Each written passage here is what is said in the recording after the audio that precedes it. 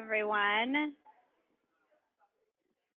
Welcome to Greater Twin Cities United Way. Thank you all for being here. I know that parking is often a challenge at this building, but we really appreciate you taking the time to come visit us this afternoon and talk a little bit more about annual reports. My name is Megan Barp, and I'm the Senior Vice President of Community Impact here at Greater Twin Cities United Way.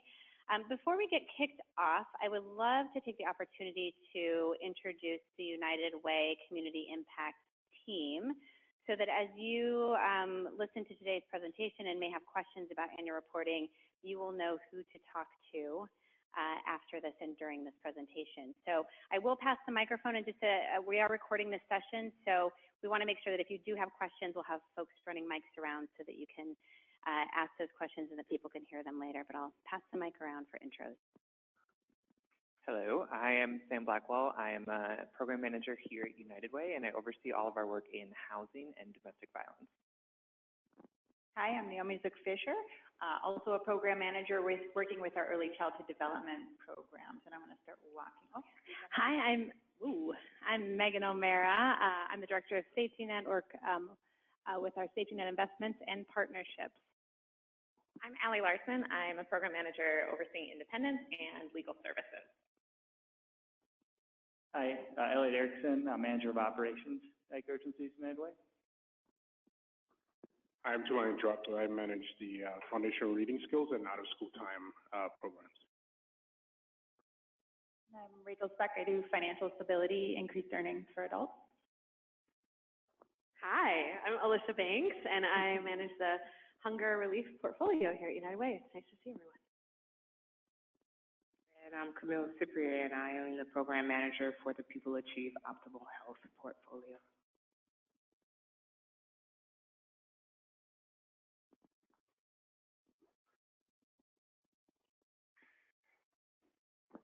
I'm Tom Lanham in the IT department here at Greater Twin Cities United Way.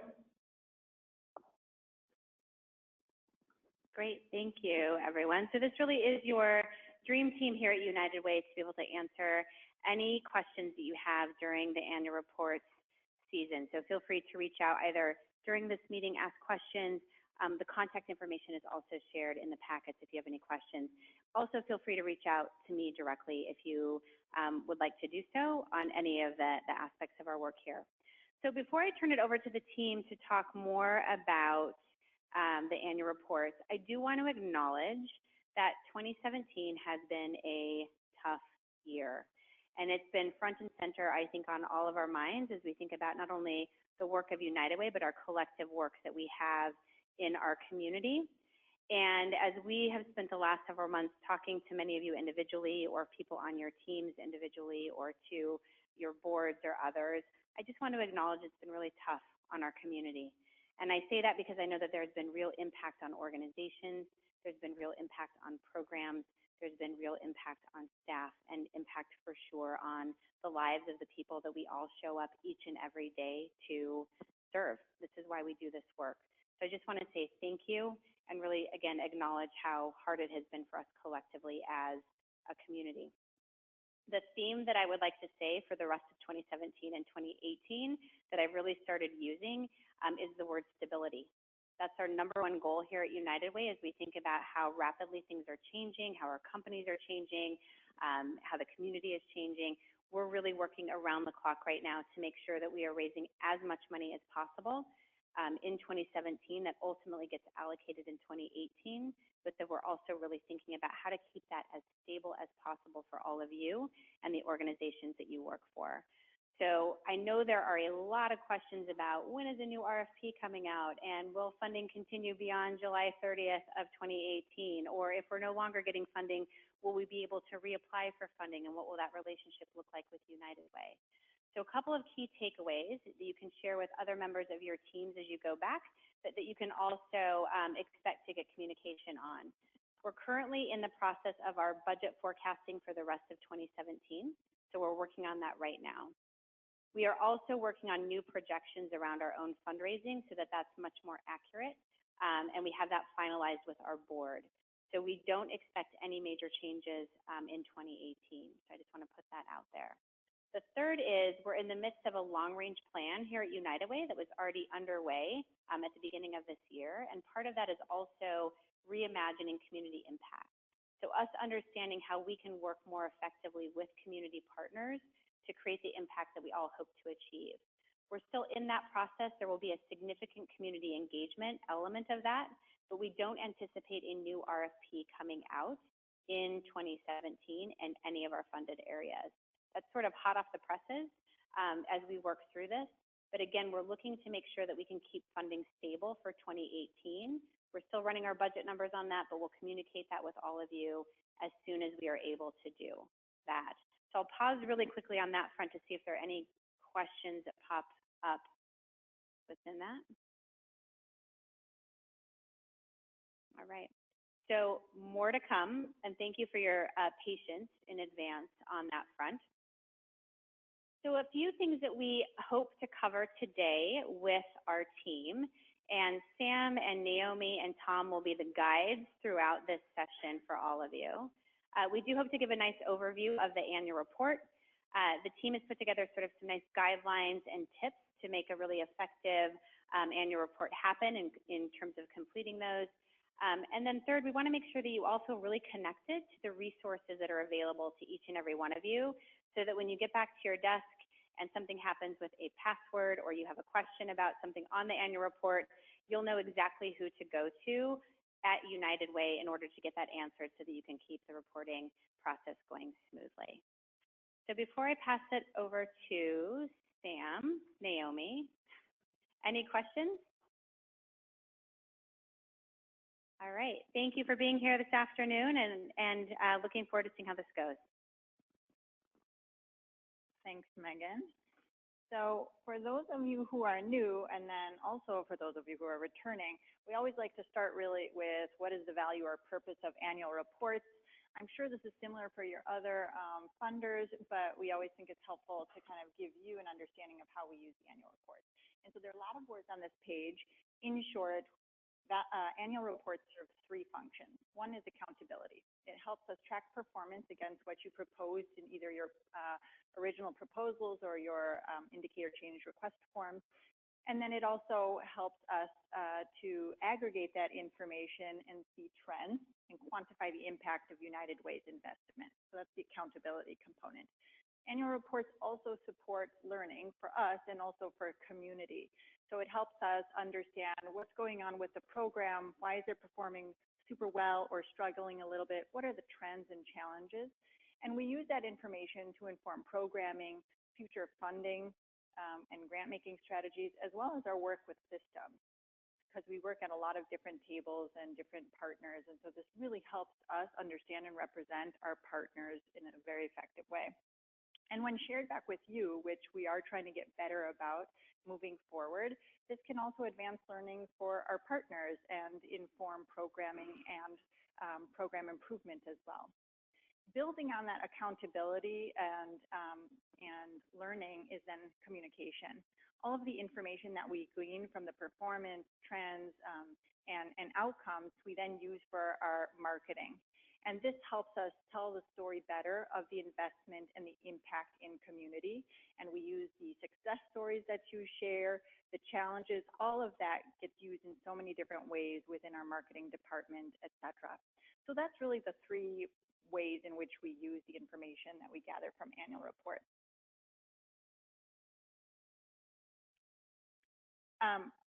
We also wanted to clarify for you what's going to be actually provided in these annual reports. And in short, and Sam will get to this again later, the annual reports this year are very similar to the annual reports in the past. We're asking you to report on what did you actually achieve in this last program year. And the program year is defined by work that started in July 1, 2016, all the way through June 30th, 2017. So that's this reporting period or program year that we're asking you to reflect back on. And we're going to be looking for performance data. That's going to be what did you actually do for each of the indicators that were outlined in your proposals? How did it compare to what you actually proposed? We're also going to be looking at the program budget. What did you actually expend in that year? As well as demographics, and success stories. There are going to be some narrative questions. I will just say there are some exceptions for a few goal areas, one of which is the jobs and training. You'll only be reporting on indicators and demographics. Any questions so far? I'll also just quickly say, all of this is going to be reported through the link. So we will get to the link shortly, but that's where you're going to be putting this information in and how you will be submitting the annual report.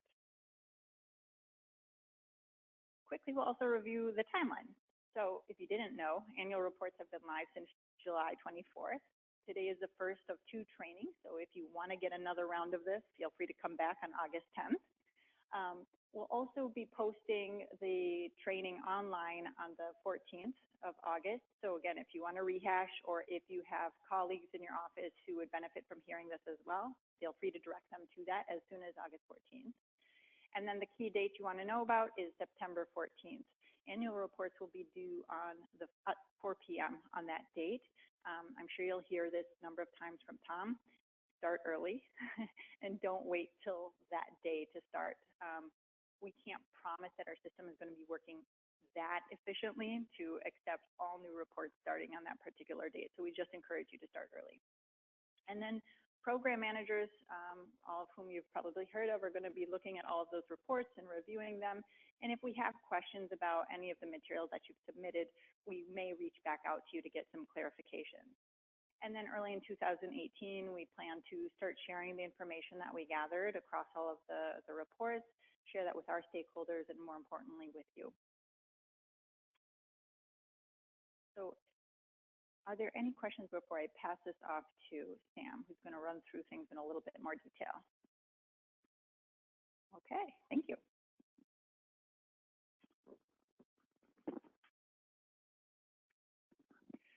Awesome. So I'm just going to walk through the guidelines and tips for filling out the report. So what to expect when you open your report for the first time. What we're looking for are 5 different sections of information. So one of them is the outcomes and the indicators, which are basically the place where you can tell us what you did in the past year with the number of people that you served, and we'll compare that to the data that you proposed in your indicator update forms. We'll have a section of narrative questions, which are sort of long form essay questions that we'll ask you to fill out. We're going to ask for budget information about the program. We're going to ask for demographics, so the demographic information about the people that you're supporting. And then we'll also have service delivery locations, so where you think you'll be serving folks in the next year. Just a few tips about that. Actually, I'm going to say for any jobs folks that are here, the only sections that you will have to fill out are the outcomes and the demographics.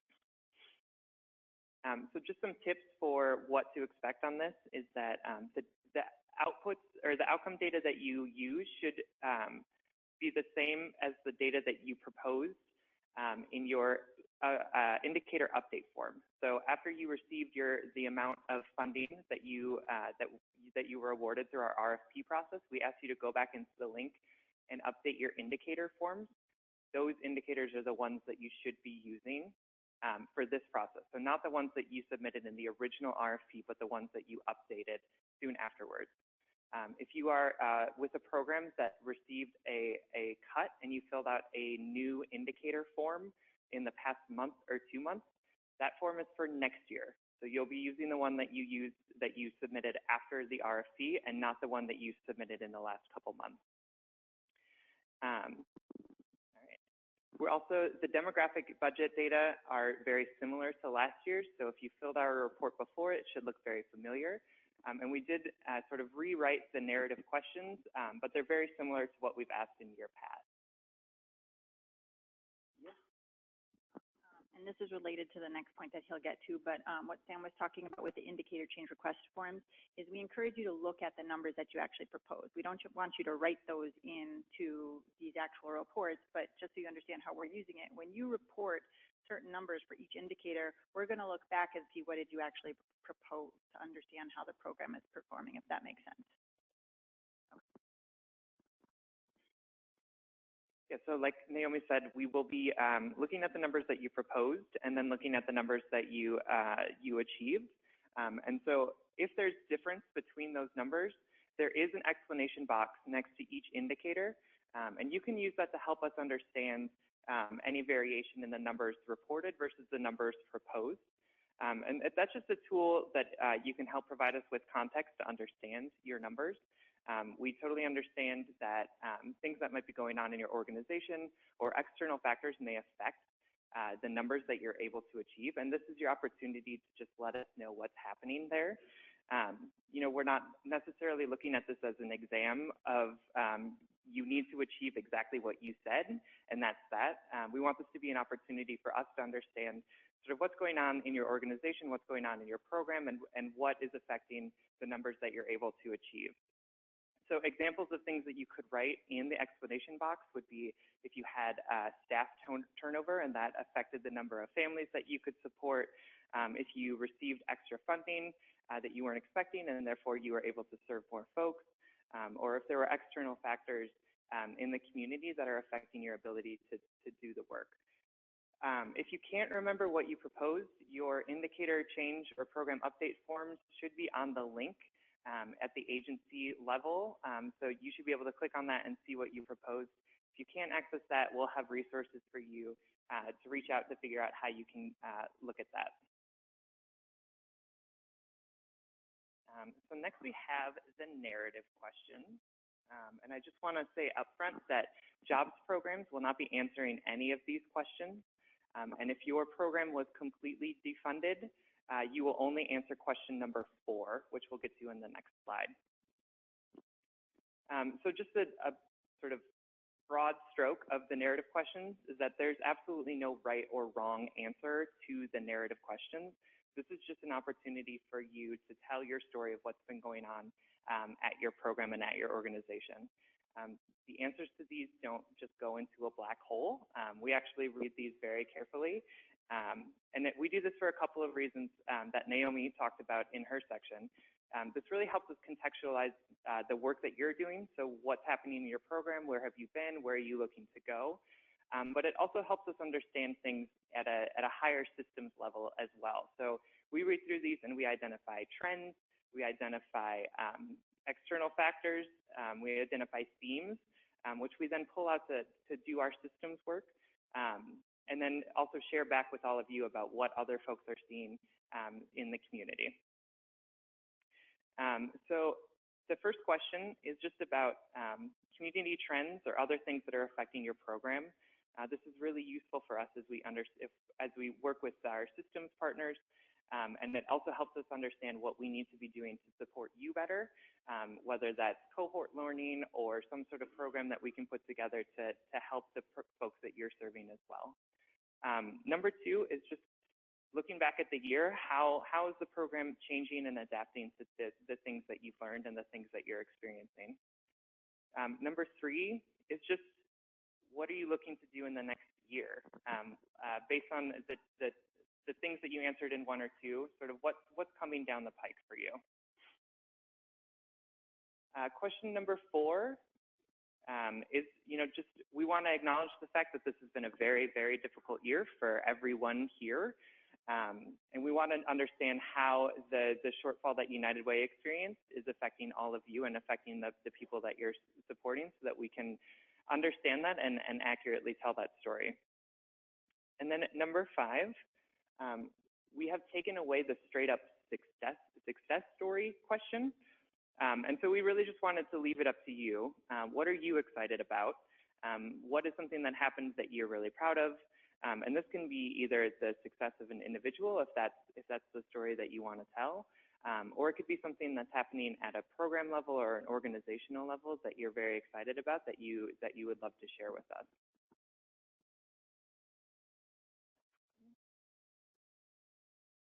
All right, so budget, demographics, and service delivery locations, which tend to be, I think, the most complicated section to fill out. Again, jobs folks, you're not going to need to do the budget, but you will need to do the demographics portion of this, and you will not need to do the service delivery locations either, because those are forward-facing, and this grant cycle for jobs has ended. So just a couple things to note is that budget cycles should be on the reporting cycle, which is July 1st, 2016 to June 30th, 2017. If that is a challenge for you, please let us know and we can work out a way to do it that fits you and that doesn't require too much of hard work for you. Also in the budget, so the revenue section, there is a bunch of different places where you can put in different types of revenue. The top one says GTCUW grants.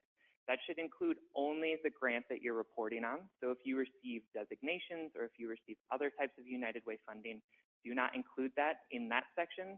It is only for this grant that you're reporting on. And if you have questions about how much that amount is, feel free to reach out to one of us and we can help you figure that out. We have a demographics section. It aligns with the US Census, which we recognize is not the most perfect tool, but it does really help us to understand the work that we're doing in terms of the broader context. So we can use the data that we have and compare it apples for apples with the census data. So there are two different sections. One is for race and one is for ethnicity. And so just be clued into that when you are filling that out. We also have optional demographics on the form this year. They are a bit different than last year. I will stress that they are optional, so don't feel like you need to put information in there.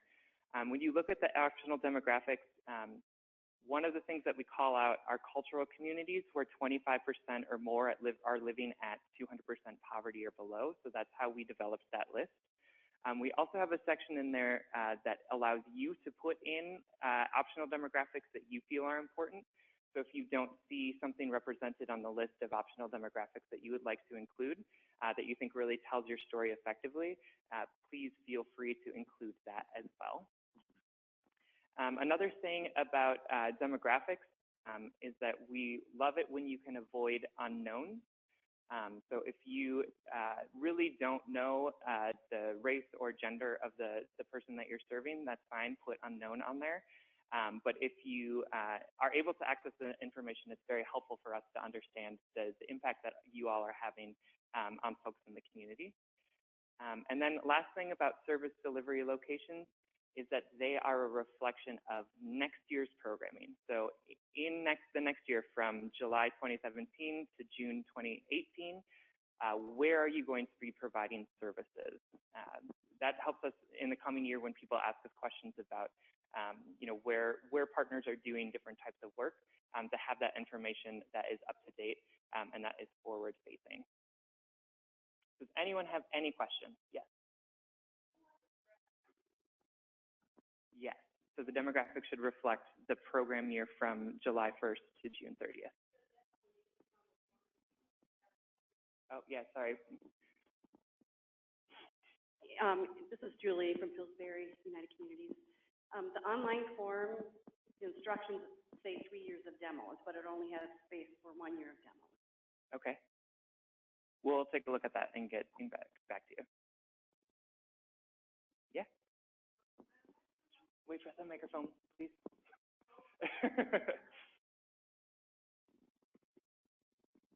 I imagine I'm not the only person whose organization has many service locations. Yep.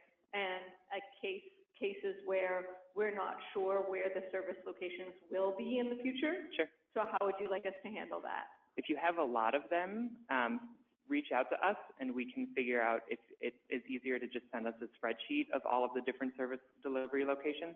If you don't know the exact location in terms of address, if you can send us as much information about it as possible. So if you know the city and the state and the zip code, that'll also work. Yep. If we received transitional funding, do you want the forward, even though after transitional we received none? So the form should actually know whether your grant is continuing next year. I would say if you see the service delivery locations, then we are looking for you to provide those. If you don't see them, then we are not. I have a question about the narrative. You mentioned do answer only question 4 if your funding's being eliminated, and we got continuation through the end of 2017, so should we still just do question number 4? Just number 4, yep.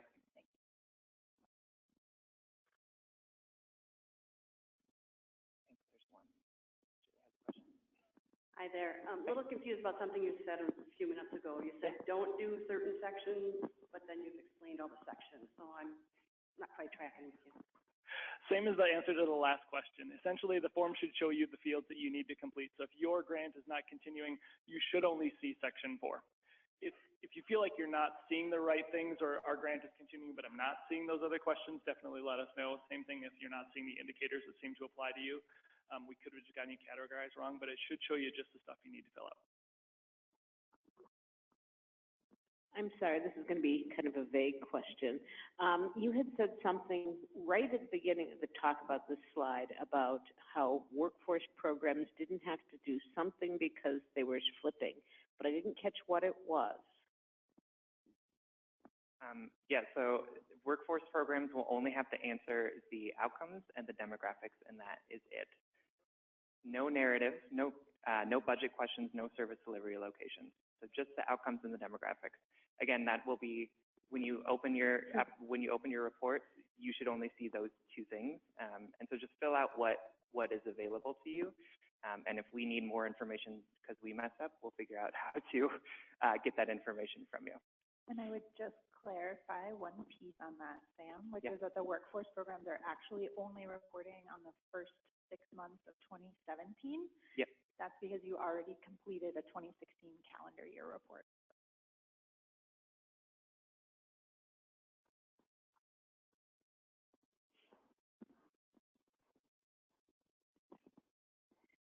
My question is about the optional demographics. Sure. We recently began collecting some of that data. So would you, and I don't have a full year's worth, would you prefer partial or none at all? I would say put partial in there because we're interested in as many folks as possible.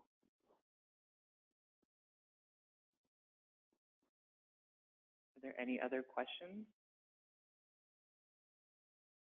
I will say there will be time at the end for additional questions, and then all of the program managers will also stick around after we wrap up. So if you have individual questions about your program or your goal area, feel free to come up and ask us those. I will also say that on the website there are tip sheets for each of the different goal areas to let you know how to fill out each of the outcome forms or outcome sections for each of the different goal areas as well. The tip sheet is super helpful, so. All right, I'm going to hand it over to Tom, who's going to talk through the technical aspects of filling out reports.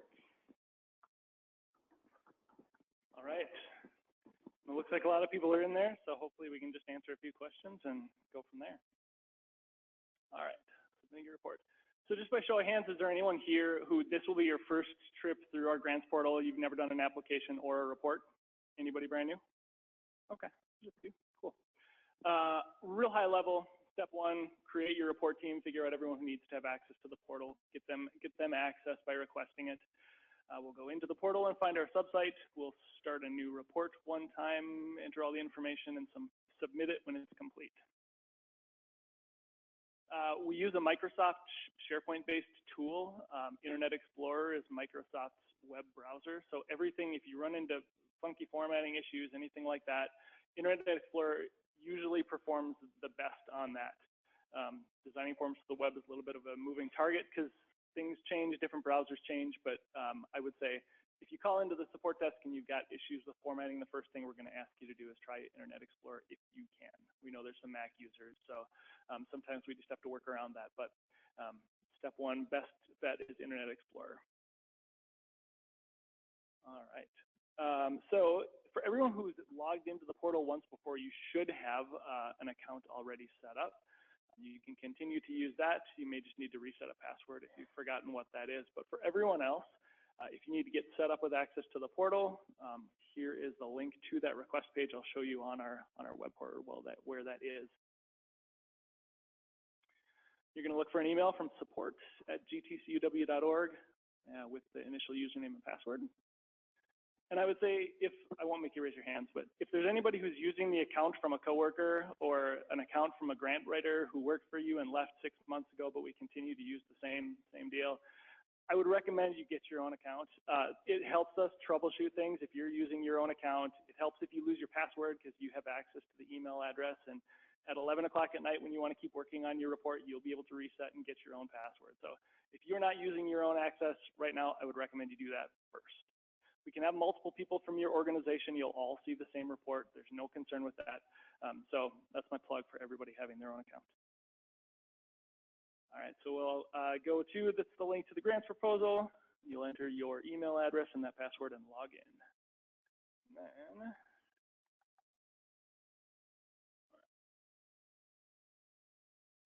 so just sort of starting from the beginning, from our main website, we have this For Nonprofits link. We've laid things out a little bit differently if you haven't been through there recently. Our For Nonprofits page, down a little bit here, has a link to the nonprofit portal. And again, this is part of our whole SharePoint environment. We're integrating things with the portal, with the grants portal, with reports for any designations your organization is getting. Other things like that are all sort of accumulating here. So sources for you guys are going to be found here. Under the Grantee Reporting Resources tab, we do have information on accessing the portal here. And then all of those annual reports, instruction guides that Sam referenced are going to be on this annual reporting page. So we've already had one vote that they're super helpful. And then a link from here to the grants portal page. When you go to the portal, you're going to be asked to log in. If you know you've been in before and you just don't recall your username and password, no need to re-request access. You can just use the forgot username and password, plug your email address in, and then it will reset your password. You'll get one right away. All right, once you've logged in then, this is the main portal sort of home page. And just down here on the left, we've got our reporting subsites. You should see things on this page only relevant to your organization. This test account that I've got set up here, I have it tied to Big Brothers Big Sisters, so we'll see that a couple times around the site. But these will be the links to each of the different reporting subsites. So find the one that your organization needs to report in and jump there. I already got it up. So this is the homepage for all of the information about that Helping Children Succeed grant that we ran an RFP for 2-3 years ago. You should see all of the past documents that you've submitted here. So all the way back to your application, the indicator update forms that Sam mentioned where you updated your information on what your organization was going to do, you should see those if you need to pull that up for a reference. Starting a new annual report is going to be the big orange button. And because all of the different grantees in those 3 RFPs who may be serving different focus areas, have different indicators, they're all using the same form. So the first thing we need to do is figure out what that form needs to look like for you. So before you try and print the report to view what information you need to fill out, we need to know what kind of form that is. So step 1, choose your organization. Again, you should just see your organization on the list here. If you don't see anything or you're not seeing the right stuff, let us know and we'll troubleshoot that at the support desk, which our email address and phone number are right here up at the top. So we choose our organization and click Save. Then some organizations will be reporting out on multiple programs. So you should see just the programs there that align. Again, here, this is the sample that I'm using tied to Big Brothers Big Sisters. I'm going to choose their program, click Save. If I got this right, I'm going to create the report. And at that point, it's going to build everything else for us. So from there, I can't go back and change these. That's kind of locked in. But then I'm going to see the indicators specific to that program. I'm going to see, the service delivery locations, if I need to provide them, are going to be filled in, all of that information. Does that make sense to people? A lot of people have done this already, so it seems like it's working. Okay. Naomi, you had something you wanted me to point out on this page, and I can't remember what it was. In the past, we've kind of run through this and showed you what it looks like from a program side of things. We didn't want to be repetitive. So you'll see just really quickly here up top, you're just going to provide some of your contact information. And then if you scroll down a little bit, then we're going to jump into the indicators. So where you saw Sam talking about what is the actual number, those are where the zeros are. So you're going to fill those in. And under each indicator, there's a blank space, and that's where you have the opportunity to provide some narrative or explanation for any variance. And I'll keep doing this. Okay. All right. So here again, this section is going to vary depending upon your program. So if you're not seeing what you think is the correct stuff, let us know. So we go down. Here are our report narrative questions. Again, we should see the ones that are relevant to our program. 2016, 2017, 2017, 2018. For jobs grants, which are ending this year, you should just see the 2016, 2017 columns here. Expenses, demographics we talked briefly about. Those are just service demographics.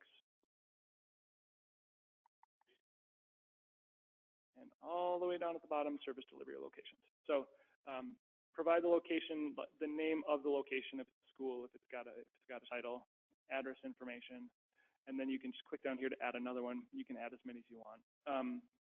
I would say, you know, if you have more than 15 or so and it gets tiresome to enter all of them in, feel free to reach out to us and we can work on something.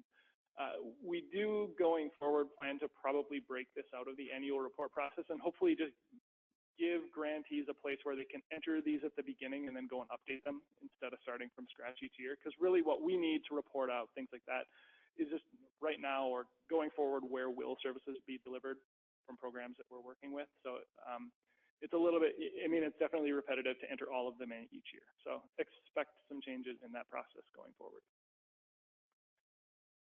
Naomi already said I would tell you to start early. The other big message is to save often. So this is a web-based browser. Every year we have instances of people who, you know, they're working and their web load or their web connection dropped off, or they were working mobilely and they didn't have a reliable connection. Save frequently. The other thing that we have grantees do frequently that works really well, particularly for the narrative sections, is draft those answers in Word so that you can just copy and paste them. So you can do Word's going to have spell check for you. It's going to have formatting, things like that. I would say that don't expect like bullet points, bolding, underlining, that type of stuff won't translate over. These are just plain text boxes. But feel free to draft those answers off in Word, copy and paste them in here when you're ready to submit. As you're saving, you should get this nice little message here saying your application's been saved and you can jump back. If at any point you get an error message, anything like that, if it makes sense, a lot of times the error message will say, you have a field that requires a value that you don't have filled in. You know, go down. So for example, I'll show you a common one that we get often. All of these fields require you to have something in them and we default to 0 in, but occasionally someone will delete a value and they'll forget, they won't notice it. When you save, you get a big ugly message. In there it kind of does say that the My Foundation Corporation grant requires a value and it should have a red dashed border. If we scroll down, we can find that right there. So that's the one issue I see sometimes people do run into. But if you run into other errors, anything comes up, feel free to reach out to us.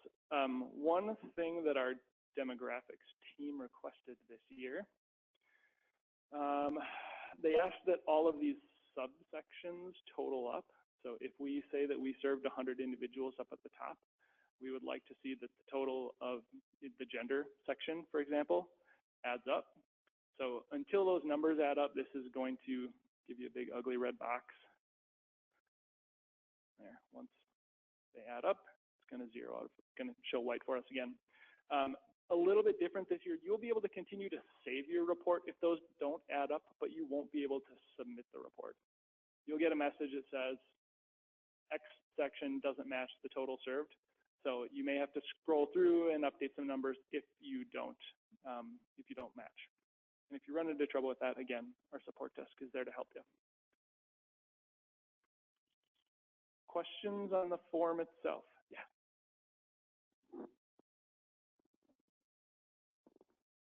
Is there a maximum, minimum for text, characters? No, there's not. Our program report readers would probably ask that you keep things brief to the point. But recognizing that sometimes you may have a lot of short answers and then one area that needs a more expanded answer, we don't put any explicit limits on those fields. But just think of our readers when you're filling them out. Other questions?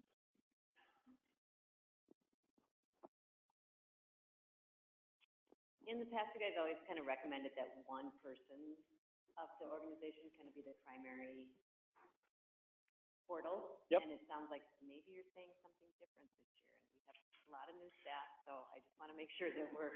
Yeah, I think you're one slide ahead of me. Okay. But no, it's a good, we can mention it multiple times. So feel free to have multiple people at your organization working in the report. But what I'll warn is that this is not quite as smart as like a Google Docs where you're going to see someone else's changes if they make them. So if I open a copy and Naomi opens a copy and we both start from scratch with a, basically brand new document, when I submit, if I fill out all of my narrative answers and submit, it's going to save just that. If 10 minutes later, her copy where she did all of the demographics and has blank narrative answers, it's going to save Naomi's copy and overwrite my copy. So the copies are saved and we can recover them, but it would take some manual work to piece it back together because we essentially have two different documents with just the separate sections. So if we did it, however, I went in, did my piece, told Naomi, hey, I'm done. Feel free to go in and do the demographics. If I've saved it, when she opens it, she'll see my answers there. It's just, if it's on your desktop and hasn't been saved to the server, the next person to open it won't know about it. So either have a point person who's going to enter everything in, or just have a schedule that I'm going to do my piece and then I'll hand it over to the other team member to do their piece later. Good question. One thing I didn't mention about the form itself, if you want to print, the print preview up here, again, this is one of the points of struggle. Formatting can be a little bit different because it's a web form trying to print. You're used to printing in Word, so it's not always the cleanest, prettiest printing document, but for the most part, it should get the job done until you get answers that get really long. If you get answers that extend past a page, it just doesn't wrap them down onto the next page like we would like it to or expect it to. We continue to work on solutions for that, but if you have a document that you really at one point need a printed view of and it's cutting off at one page, feel free to email the help desk and we'll get you a copy. We have a workaround. Okay, so once I have saved and gotten all of my information, when you're ready to submit, everything's done, signed off on, we're going to check our approved box, and actually I can see right here, one of my subtotal boxes doesn't. So it won't let me. But if I had all of those correct, I would hit the submit box. At that point, the report is going to be closed. It'll be read-only for you. We can kick it back and make it editable if you need it. But best case scenario, you've got all of your stuff done there before you submit. We make you click a couple boxes before you can submit to prevent people from doing that by accident. And then, when we've submitted it, you should see it back here on the report screen.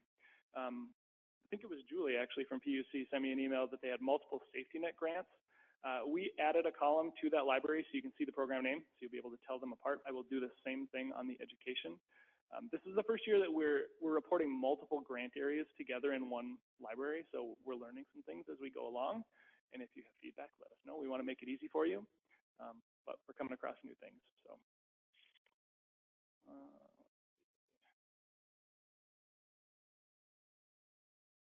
Okay, so I've done most of these already, but save frequently. Feel free to draft your answers in Word or Notepad, copy them in, but just don't expect the formatting to come along. The scroll bar works best in case you happen to be on a drop-down menu where you might change your answer if you use the up and down arrow, so we include that one. I talked about multiple staff working in the report at the same time. Be careful to not overwrite each other's work.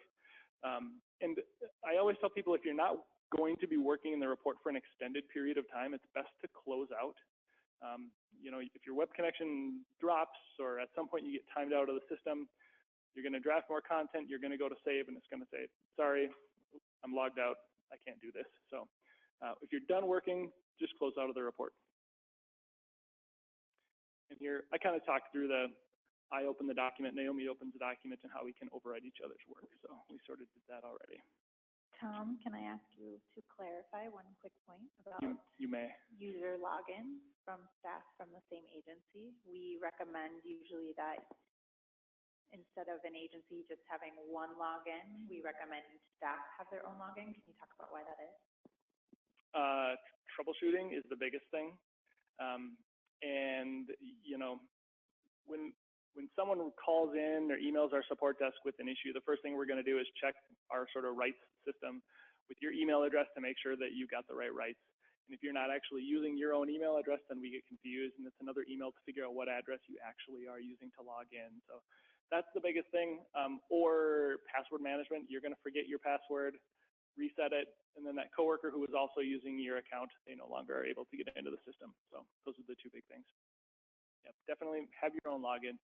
It just makes life a lot easier for everybody. So, before you submit, checklist, make sure everything is complete, make sure that your demographics forms, demographics sections add up to the total. Make sure that your executive director has reviewed and approved all the information that you are including there. And then go through, hit the submit button, and then back on the, I didn't point this out. Back on the application library there for the 2017 annual report, I can see the draft status. When your application's been submitted, that will no longer say draft, it will say submitted. So every year we get questions, did I submit my report accurately, or is it in the system? It should be right there. It should say submitted once you're done.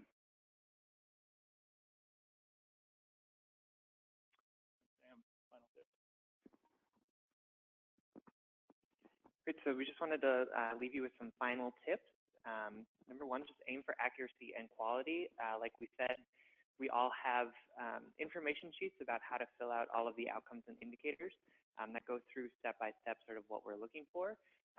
So if you, it would be great if you could read through those to know what the outcomes we're looking for are. The narrative questions, this is an opportunity to tell your program story. So focus on what you think is important, and I'm sure that we'll find it relevant as well.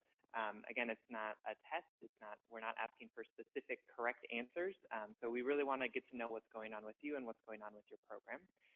Number three, just start the report as soon as possible to make sure that everything is right on our end, that you're not seeing fields that you shouldn't be seeing, or that you aren't seeing fields that you should be seeing.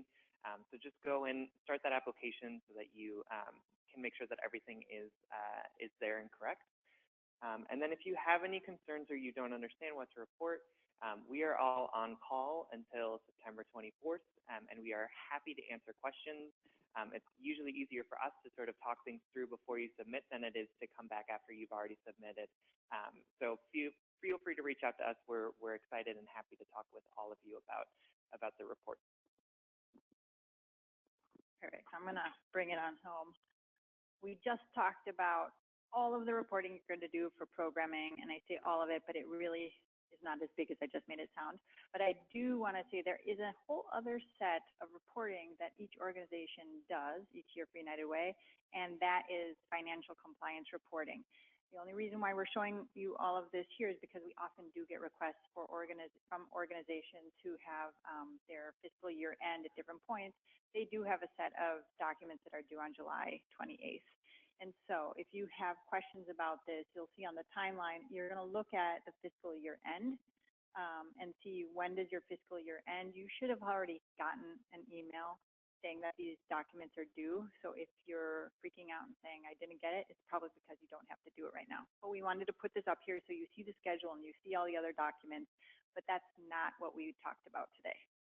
Okay, so if you have any questions about the financial compliance reporting, please let us know. Any questions? Okay, yes.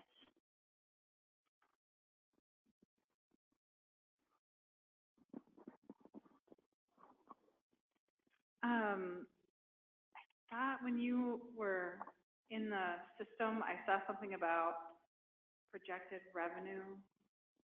And that's going to be projected revenue for your program. And everything on this pertains to the organization. No, I know. Oh, okay. I know. I'm actually going back to that. Sure. Okay. Projected revenue. Yep. Can you want me to go to that page? say what you mean? So thinking about where are the funds going to come to support that program in the coming year? Do you anticipate 100,000? So funds other than Greater Twin Cities United Way, or No. including that as well? Included that as well. You want to pull that up? All the categories are pretty much fixed, and Greater Twin Cities United Way will be a category for revenue in both actual and projected. So you're going to include your grant amount for that program in both in both columns. So if your grant from us is $100,000, you'll plug in $100,000 for that row. Plus others, if there is others. Yeah. Yes, so for Okay, each category, government you're gonna put down what you're projecting for And that that's for budget your category. particular, so if you have like, under your organization, 6 programs, but for your Greater Twin Cities United Way, you guys only are concerned about one of those 6 service programs, then I only report on that program, right? So it's the program for It's which not like you an have, overall. it is for the program which you have a grant. So if you Okay. have 6 programs and we're funding one, this annual report is only for the one program that we're supporting. Perfect. Is that, okay. Thank you for that question. So any questions about the financial compliance? I'm hoping the answer is no. Okay, great. So I'm gonna skip. I don't know anything more about that. So again, Sam said it, Tom said it, we're really here to help you through this process. We hope it's user-friendly. We hope it's easy, and for those of you who've gone through it before, we'd love your feedback if it is, and if it isn't, we'd like to know how we can streamline or simplify things as well. Here is all of the contact information you basically need, except for Megan Bart's number and email address. If you need that, you can probably get it from our website, but you can also reach us and we can give you that information or pass it through to Megan. At the top, you'll see there's a hyperlink that's going to take you to the landing page that Tom showed you about annual reports. There you'll also see, we say FAQs up here, but we actually realize there are no questions on it. So it's not an FAQ, it's the tips on the indicators. I think that's the name of it. So for each goal area, there is a document that details all of the indicators and what we're looking for each of those. It's referenced here as an FAQ, just know those are one and the same. Then we've got operations contact, that's basically Elliot in the back, and information technology help is ultimately going to get you to Tom and one of his partners. So with that, I'm going to wrap it, but just open this up for final questions. Excellent. So all of the program managers are going to stick around, so feel free to reach out to any of us right now. Call us, email us, we're here. Thank you so much and have a great rest of the summer.